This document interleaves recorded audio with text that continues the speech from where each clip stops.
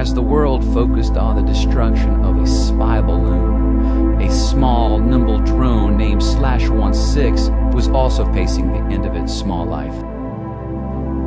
/16 was the modern version of Bubo. Even Perseus himself would be impressed. Voice.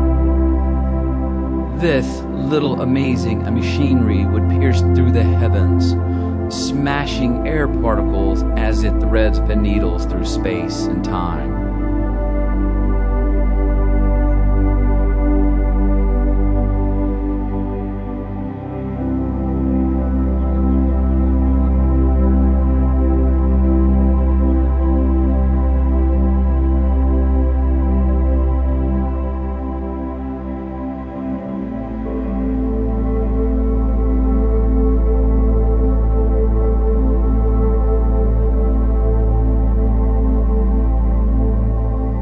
Flying through the skies with its earthly companions, zigging and zagging through the atmosphere with its new-found friends.